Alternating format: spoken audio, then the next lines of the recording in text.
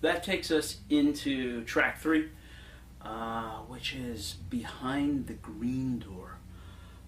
Now, Behind the Green Door, again, I briefly touched on this in the intro when I was talking about the demo itself. A very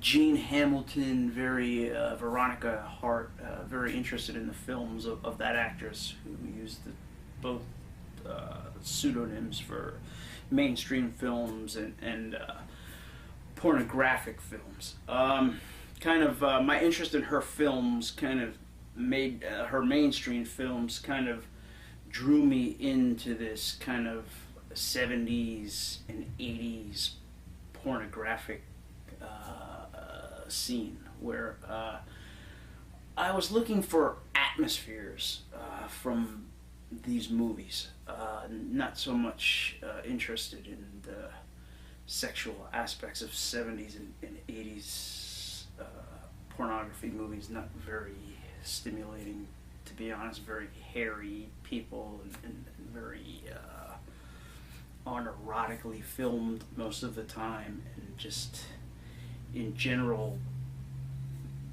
quite the opposite sometimes of being stimulating, which was the moods that really interested me.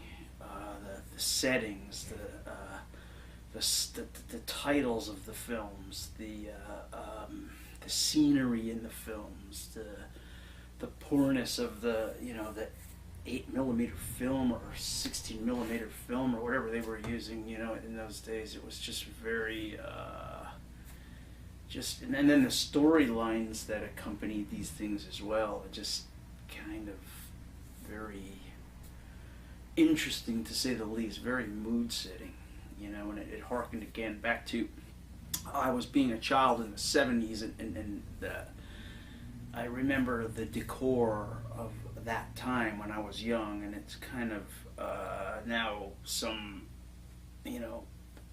15, 20 years later to look back at this and see some of these moody, seedy, underground type environments, and just very drew me in to some degree to try to really capture certain sad elements of the music, and again, the films of Jane Hamilton / Veronica Hart, kind of a very dark woman type of thing, a sexual type of thing, and then that was put against the dark woman of Anastasia, so it was kind of a running parallel with my fascination with these dark women and the whole gothic scene and sound, and really a driving, motivating force in those days.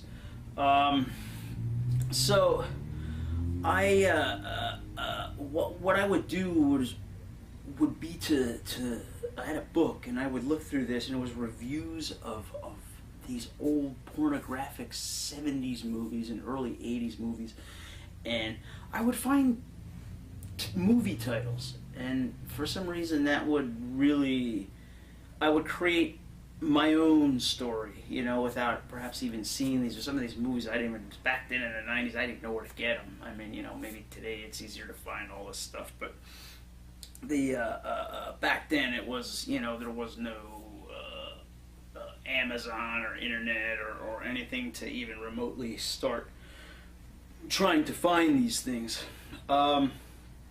So I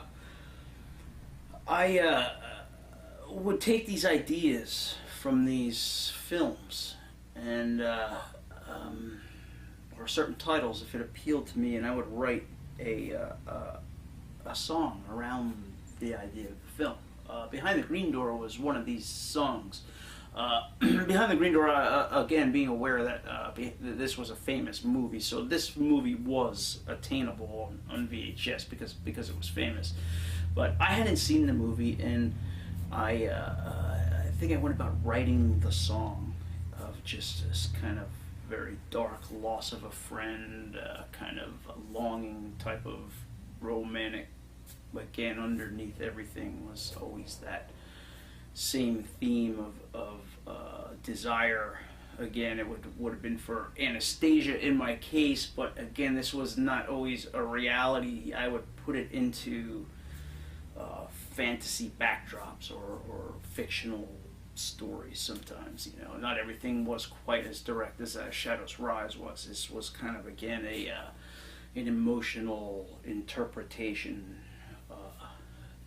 And I believe what happened was, and I did go watch the film, and I was surprised that when I watched the film, that there were certain parallels between my ideas and what was actually in the film. Not that it dealt with the same thing, obviously, because but the song was close enough where I could sample a part of the actual movie, and it didn't interfere with the flow of things. I mean, there was, the sad, lonely girl that is kidnapped or whatever. Not that my lyrics had anything to do with this, but there is the loneliness of the girl in the lyrics. So it did kind of fall strangely. There was a strange relation between the lyrics that were written without seeing the film or knowing what it was about, and then actually seeing the film and finding that, yeah, sampling a part of this movie will actually fit into the song. So we did that, and kind of a moody piece, very sad, very again, a song about loss and wanting to be found, and not quite that problem not quite being resolved by the time the song actually ends, which was really par for the course with Savior Sect songs, who rarely had the happy ending happening in the tracks. So that's my memory there of Behind the Green Door. All right.